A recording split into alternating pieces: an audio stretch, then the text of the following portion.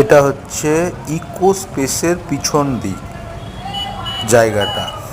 সিদ্ধা সরিনা এই ঋষি রাস্তাটার উপরে আরো অনেকগুলো প্রজেক্ট আছে। ডিপিএস স্কুল সামনে, ডিপিএস তাছাড়াও নগর, দুটো কালুর বড় বড় মোড়। স্কুল আছে, একটা ডিপিএস এই হচ্ছে রোডের মেগা সিটি, কন্ডিশন।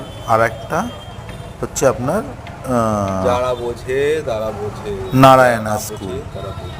এই রাস্তাটা ডান দিক দিয়ে, যেটা যেদিকে বাসটির মুখ আছে, এটা চলে যায় কালুর মোড়, আর পুরো রাস্তা সোজা জ্যাম, চলে গেলে চলে যাওয়া যায় অ্যাকশন এরিয়া ভিড় 2-তে। করে আছে সবাই। এই একটা রোডটার বাইক যাওয়ার ক্যাপাসিটি কি আছে ভালো যে এই রোডটির উপরে এতগুলো লোক ডিপেন্ড করে থাকবে? দেখুন অবস্থাটা, একটা বাস একটা গাড়ি।